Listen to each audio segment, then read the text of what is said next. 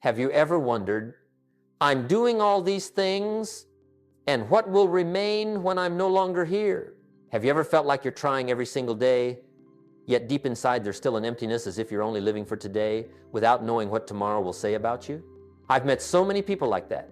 They work hard, they earn money, they take care of their families, but when they sit alone at the end of the day, they still carry an old question that everyone has thought about at least once. What am I leaving behind for those who come after me? And that's when I'm reminded of a very beautiful image. A seed lying deep within the soil. It is silent. No one sees it. But it is still growing every day, preparing to become the shade under which some child in some summer will hide from the scorching heat of life. No one knows the name of the person who planted that seed, but everyone appreciates the shade it provides. In the early years of my career, I was just like you, walking in the dark, working hard, unnoticed, with no one knowing what I was striving for. But then I realized a truth that changed my life entirely. The seed doesn't need to be seen. It just needs to keep growing. And life is the same. True success isn't today's applause. It's the value you leave for tomorrow. It's not about how long you live, but how long your legacy lives. In today's video, I'm going to share with you the principles that will help you understand what generational wealth truly means. Not just money, but mindset, values, reputation, and lessons sturdy enough to withstand the test of time. And stay until the end, because the final principle might dramatically shift your thinking. Principle 1, think about a journey larger than a single lifetime. I once met an older man on an autumn afternoon. He sat on an old wooden chair, holding a steaming cup of coffee, gazing far across the golden fields ready for harvest. He told me a sentence I've carried with me my entire life. Jim, I work so my children don't have to start from zero. That sentence wasn't loud, wasn't boastful, but it held a vision most of us never think about.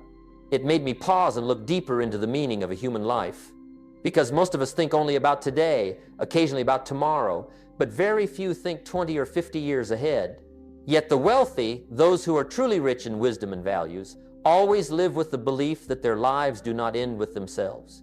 They extend through their children and their children's children, through the values passed on like an endlessly flowing stream.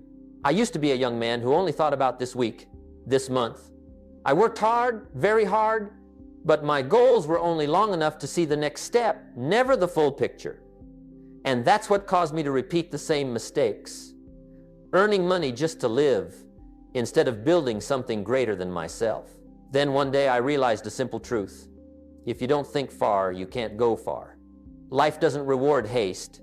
It rewards those who dare to plant seeds they may never live to see harvested. I remember a friend of mine who also started from nothing. He worked hard, extremely hard, and he always said, I want to take care of my family. But after many years, he was still circling the same loop. Because although he cared for his family, he never thought about building something that extended beyond his own life. He focused on this month's expenses, but never on a stream of income that could support his family 20 years from now. He spent his time on urgent matters, but neglected the important ones. And I saw my younger self in him. The older man that day told me about his father, a simple farmer who didn't have much money, but had one thing worth being proud of. He planted trees. Not just one, but dozens, hundreds. Some he planted knowing he wouldn't live long enough to see their branches spread wide. He planted for one reason, so his descendants could enjoy the shade he never had. When I heard that, I understood. Legacy isn't what you hold in your hands. It's what others receive when you let go. And then I looked at my own life. I asked myself, what am I building that will outlast me? What seed am I planting so that someone in the future, someone I may never meet, can enjoy its shade? And I realized most of us aren't poor because we lack money. We're poor because we lack vision. Because those with vision are always rich, not just in their wallets, but in the way they impact the next generation. When I began changing my mindset, I changed my lifestyle. Every decision I made, work, habits, relationships, I asked myself one question: will this still matter when I'm gone? If the answer was no, I let it go. If the answer was yes, I multiplied it. I learned that legacy doesn't appear naturally. It's the result of conscious choices repeated every day. And then I realized something that the old man had understood long before me. When you live for something greater than a single lifetime, you live more powerfully in every day of your own. So what about you? Are you living just to get through today, or are you living so that someone in the future will be grateful for the shade you leave behind? And that is only the beginning. The next principle will help you see a truth many overlook when thinking about wealth. Principle 2, wealth in one generation is advantage. Wealth in 3 generations is culture. I once heard an old saying, and the longer I live, the more I see it proven true. Wealth in one generation is advantage. Wealth in 3 generations is culture. You see, the wealth of a single person can come from talent, luck, or a random opportunity. But wealth that lasts 3 generations cannot be accidental. It requires something very few families possess, a culture nurtured over time. I remember the first time I was taken to visit a large farm in the American Midwest. There were rows of ancient trees stretching to the horizon. The owner told me that some of the trees had been planted nearly 100 years ago, meaning he never met the person who sowed them. He only knew one thing. The trees still stood strong, shielding his family across generations. As we walked under their canopy, I felt as though I were stepping into a story that began with people whose names no one remembers, yet who left a visible mark in every leaf swaying overhead. And I thought, what else could last this long, if not culture? The truly wealthy don't just leave assets. They leave values. They leave habits. They leave ways of thinking about money, about time, about responsibility. Assets can disappear, but culture is harder to lose. If you leave money without teaching the culture to manage it, the money will vanish quickly. But if you leave culture, even with little money, the next generation will know how to grow it. I once met an older businessman, very wealthy but incredibly humble. He told me that his father, the first generation, didn't have much wealth, but he left his children one simple principle: never let money make you lose your values. By his generation, the second that principle became a life philosophy. And by his children's generation, the third, it had become a family culture written in a small notebook every child had to read. And I realized, when a value becomes a tradition, and tradition becomes culture, culture lives longer than people. I've also seen the opposite. Some families become wealthy very quickly, but within one generation, everything disappears as if it never existed. Why? Because they built assets but did not build people. They left money but not the thinking required to preserve and grow it. Money is like water without a boundary. It'll spill and vanish. Culture is the boundary that ensures your descendants know how to use what you leave. During years of teaching and coaching, I asked hundreds of people one simple question: what do you want your descendants to receive from you, money or culture? Most answered, I want both. But when I asked further, so what culture are you building for your family? Almost all of them fell silent. And I understood sustainable wealth doesn't lie in a bank balance, but in the principles repeated across generations. I remember the day I began seriously thinking about legacy. I sat in a small room with only a notebook and a pen on the table. I asked myself, if I were gone tomorrow, what of me would continue? That moment woke me up. I realized that the lessons, the principles, the small habits I repeated daily, all of them could become pieces of a lasting culture. And only when I valued them would the next generation have a reason to value them. Here's what matters. No one becomes wealthy across 3 generations through money alone. But many families become wealthy across 3 generations through culture alone. Culture is built day by day through the way you live, the way you treat people, the way you use money, the way you handle hardship, the way you rise after failure. The next generation watches you more than you think and learns from you more than you know. So ask yourself the question that the old man understood so clearly. What culture am I building for my family? Because becoming wealthy for 1 generation takes effort. Becoming wealthy for 3 generations takes vision. And remember, the next principle will help you look deeper into the essence of legacy, something most people misunderstand from the very beginning. Principle 3, legacy is not just money. Over many years of talking with thousands of people, I discovered a truth that made me both surprised and regretful. Most people think legacy is only money. They believe that as long as they leave some savings, a house, a piece of land, they have fulfilled their responsibility to the next generation. But money is only the visible part of the iceberg. It is easy to see, easy to measure, but it is the weakest part, the easiest to melt away. The hidden part, the part that determines whether your family grows richer or poor, is made of things no one measures in dollars. I remember a conversation with a single mother. She worked nonstop to save a small amount for her only son. She told me, I don't have much besides this little bit of money. I'll leave it to him, and how he lives is his business. I looked at her and gently said, if you only leave money, you're leaving a burden. If you leave principles, you're leaving strength. She was silent for a long time, and I knew that sentence had touched the deepest place in her heart. I learned that legacy has 4 parts, and money is only one of them. The others, though invisible, are more valuable than any number you can put into a bank account. The first part is material assets. Yes, assets matter. They help the next generation have a more favorable starting point. But they are not the root of wealth. They are like fire. Used correctly, it warms the whole family. Used wrongly, it burns everything down. If you leave fire without leaving how to use fire, what will happen? This has happened in thousands of families. Great wealth vanishes in just a few years because the recipients lack the wisdom to preserve it. The second part, and a bigger one, is financial mindset. I once met a young man who inherited a large sum of money. Just 3 years later, he had nothing left. Not because he was bad, but because he had never learned to think like someone who is responsible with money. He didn't understand cash flow, didn't understand the value of time, didn't understand the principles of growth.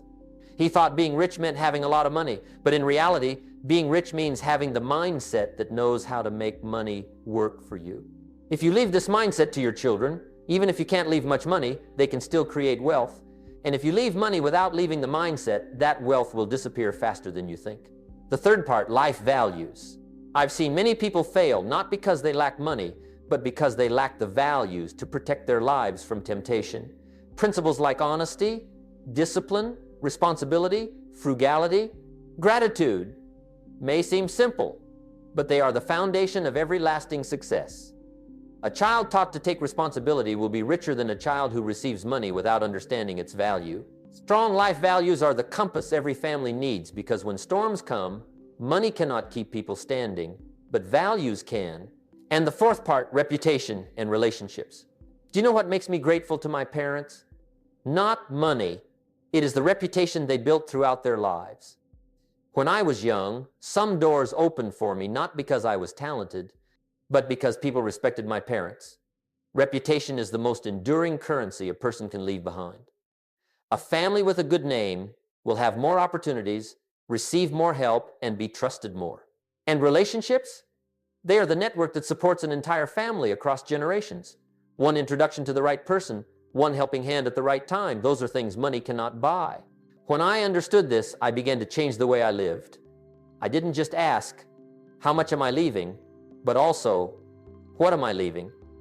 Instead of thinking about possessions, I thought about mindset. Instead of thinking about numbers, I thought about values. Instead of thinking about fame and profit, I thought about reputation. What about you? Are you leaving assets or burdens? Are you leaving principles or just leaving things to chance? Are you leaving culture or just leaving money? Because when legacy is only money, it will disappear with time.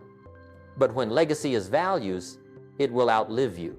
And get ready, the next principle will tell you a story passed down through generations, where values defeat money and where a family rises from nothing because they understood the true meaning of the word legacy. Principle 4, generational values. Don't leave a burden, leave a compass. Many years ago, I had the chance to talk with a small family living in the suburbs of Kansas. They were not wealthy, did not own a big farm or a successful business. In fact, they had gone through a crisis that nearly wiped out all their assets. The old house had to be sold. The savings they had built up over many years were spent paying off debt.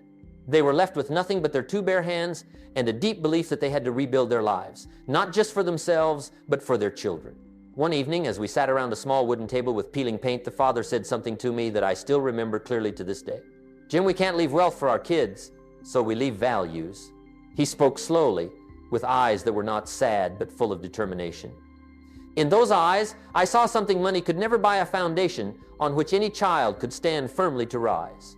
They started over with very small things. Every night, they wrote in a notebook the life principles they believed would help their children grow strong. Always tell the truth.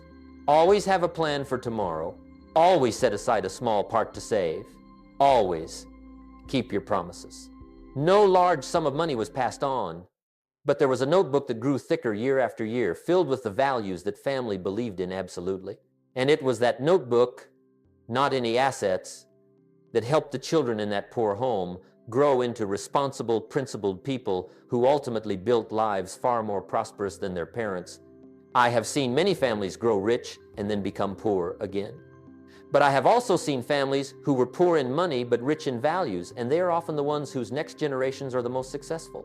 That made me realize money can be taken away, but life values cannot be stolen from you. You pass on money with a number, but you pass on values with the example you live every day.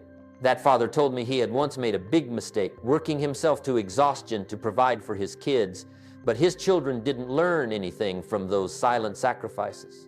They only saw him tired and stressed, without understanding anything about effort or responsibility. It wasn't until the family lost everything that things became clear. Money cannot teach people. Principles can. And I believe that was when he understood something deeply. Legacy is not what you leave behind, but what you leave that makes the recipient's life better. I once fell into that same trap, working myself to the bone to earn money, thinking that money would bring value to the people I loved. But then I realized I was leaving them a burden. The burden of expectation, the burden of pressure, the burden of misunderstanding success. I had to change the way I lived, change the way I thought, and most importantly, change what I was passing on. The moment I understood that life values matter more than assets was the moment I began to live lighter but have a greater impact. I realized that children don't need you to leave them a whole house. They need you to leave them a foundation, a direction, a compass to keep them from getting lost when facing challenges.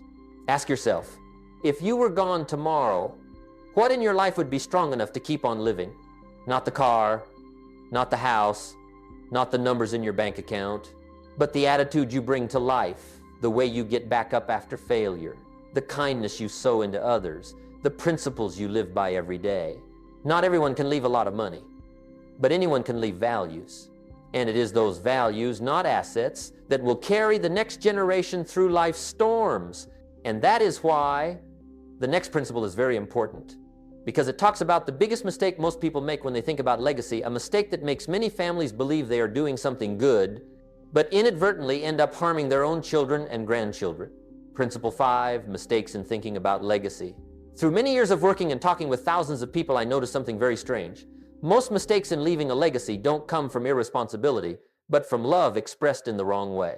Many parents spend their whole lives leaving money to their children, but forget to leave something even more important, the method to protect and grow that money. They think giving their children a large sum will help them carry less weight. But in reality, they are handing them a weapon they don't yet know how to use. I once knew a man whose entire life was driven by one goal: to leave as much money as possible to his 2 sons. He worked non-stop from before dawn until the streetlights were on.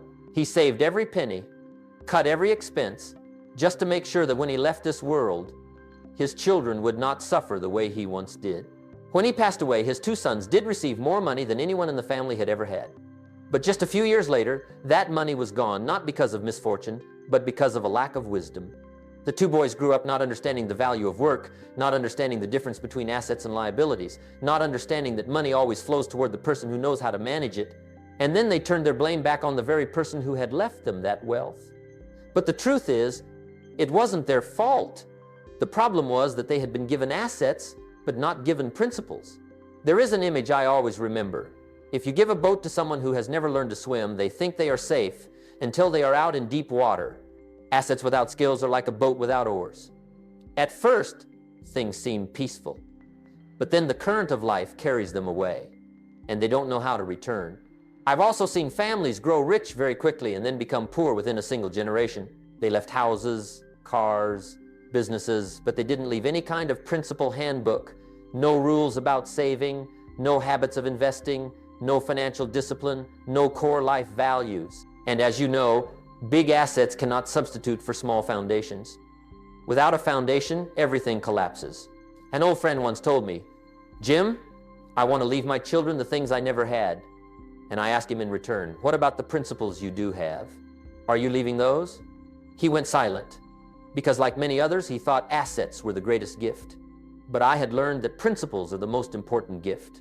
Money helps your children start faster, but principles help your children go farther. I once made the same mistake. I thought that as long as I created enough money, I could give my family a good life. But then I realized I was passing on a dangerous message. Money is the most important thing. I started to change my thinking. I spent time teaching them about the value of discipline, of saving, of working with purpose, of being responsible for every dollar they create. And I saw something remarkable happen. They became more mature, more confident, and most importantly, they knew how to stand on their own 2 feet.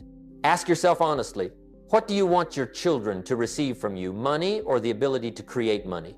A large inheritance can help them for a few years, but a right mindset can help them for a lifetime and can be passed on to the next generation.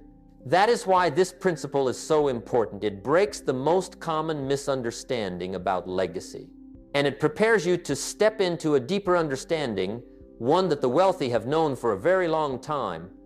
Why? They never think only about the present. Principle 6, why the rich never think only about the present.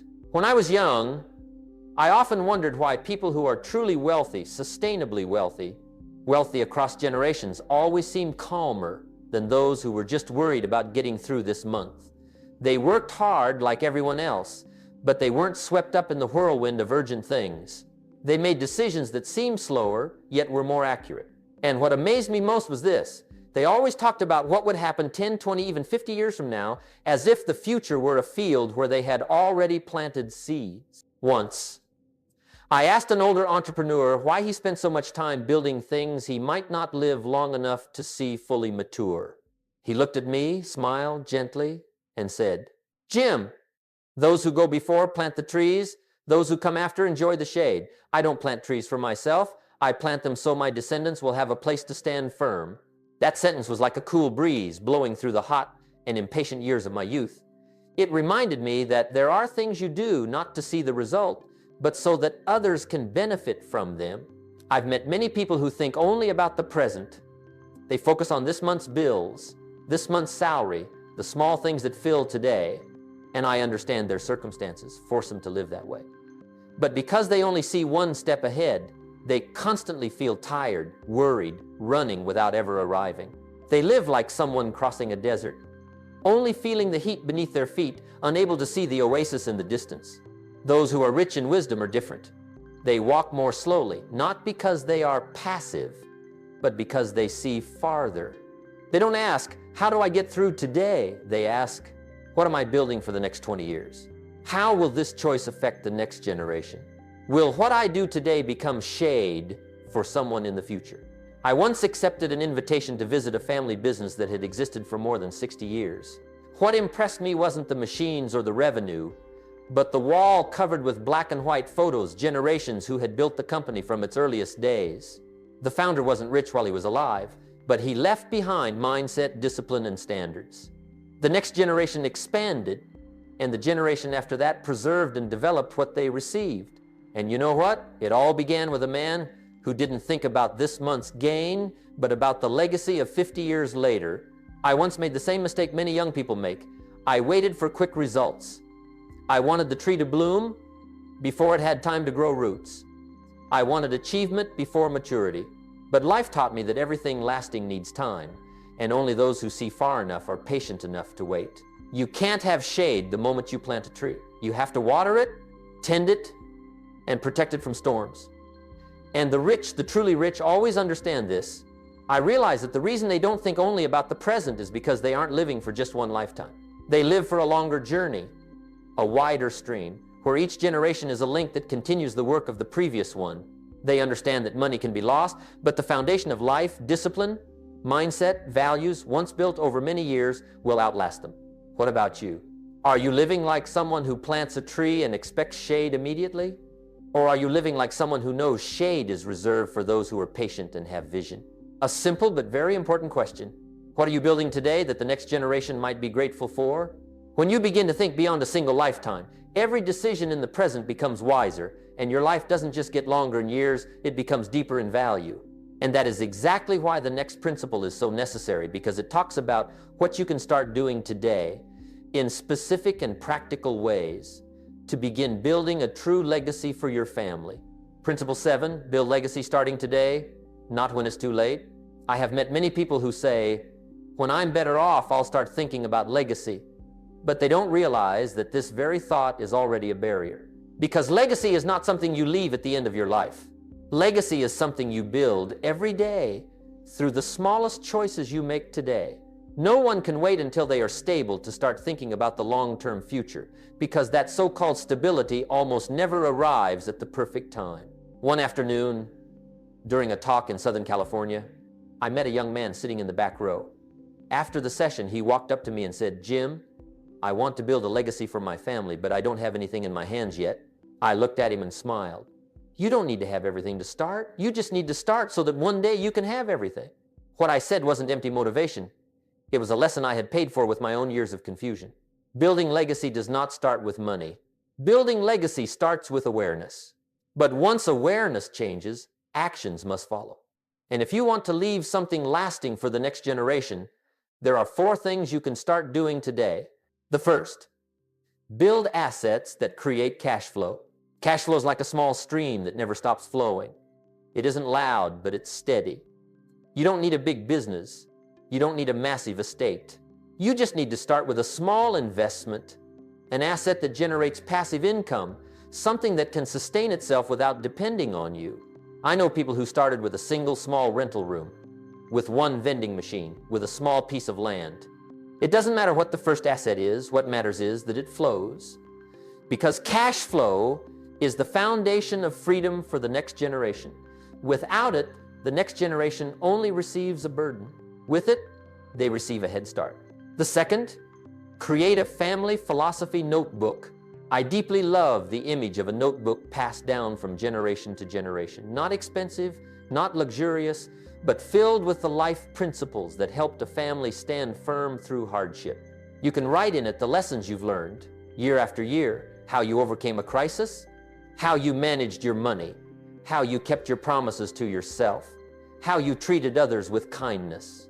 One day, when you are no longer here, that notebook will become a voice that continues to teach your children and grandchildren on your behalf. The third, record the important lessons. I used to carry a small notebook. Whenever I heard a meaningful quote, met a remarkable person, or went through something that made me reflect, I wrote it down.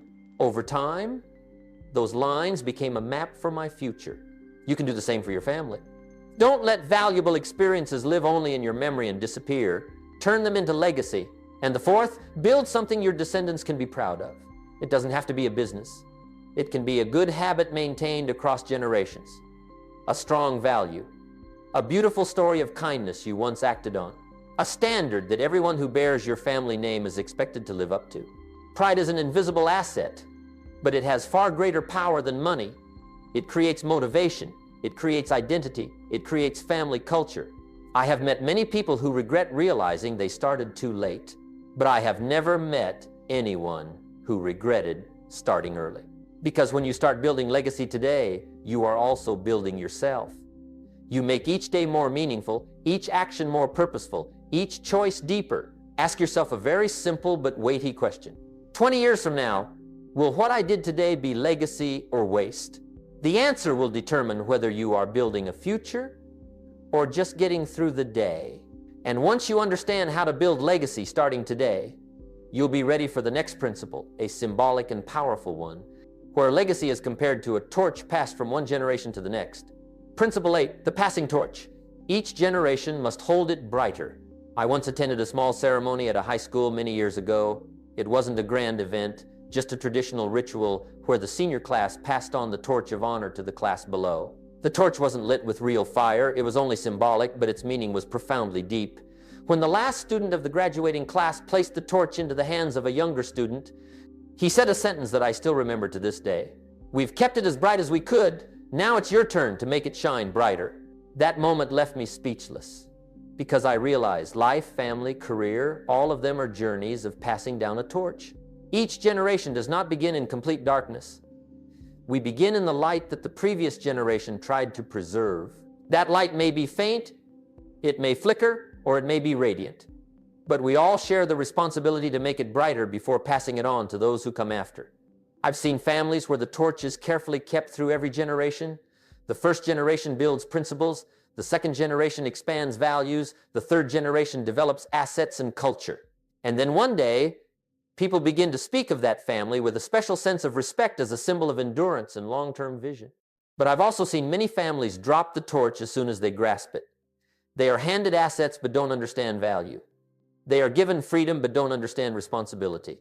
They are given light but use it to burn down their own future. That helped me understand this. The torch only keeps burning when the one holding it understands its meaning. When I was young, my father once handed me an old pocket watch. He said, "I received this from your grandfather, not because it's expensive, but because it holds part of our family's memories." I didn't really understand at the time. To me, it was just an old object. But many years later, when I had grown more mature, I realized my father hadn't given me a watch. He had given me the responsibility of preserving our family's history. The torch is not material, the torch is awareness. The torch is memory. The torch is a reminder that you are not allowed to live superficially. I once spoke with a participant at a seminar many years ago. He was the first in his family to buy a small house for his wife and children. With deep emotion, he told me, "I don't know if I can do as much as my father did. He didn't leave me any assets, but he left me determination." And I replied, "Then he already passed the torch to you. Now it's your turn to make it brighter so your children can keep seeing the path ahead." People often think the next generation needs to start off smarter, richer, and luckier. But the truth isn't like that. The only thing one generation truly needs to do is not let the torch go out. If you can't make it brighter, at least keep it as bright as it is. If you can make it brighter, do it with everything you've got. Because when a family loses its torch, loses its values, its mindset, its discipline, then no matter how many assets it has, it is starting over from zero. I've learned that. The previous generation wasn't perfect, but they did the best they could with what they had. The next generation is not obligated to repeat everything exactly, but they are responsible for doing better. And when each generation does a little better, the torch becomes a symbol of progress, of pride, of a light that time cannot extinguish. Ask yourself, am I passing down a shining torch or just a matchstick that's about to burn out? The answer will tell you whether your family is moving forward or falling behind. And once you understand the passing torch, you'll be ready for the final principle, the principle that crystallizes everything we've talked about, living in such a way that when you leave, your values remain. Principle 9, live so that when you leave, your values remain. There was an afternoon I will never forget. I attended the memorial service of an elderly man, someone who wasn't famous, wasn't wealthy by worldly standards, yet left a deep mark on everyone who had ever met him. When the ceremony ended, one of his close friends stepped up and said a sentence that brought the entire room to complete silence. "He is gone, but what he left behind will keep on living." I sat there, listening to every word, and realized that there are people who leave this world but never truly disappear.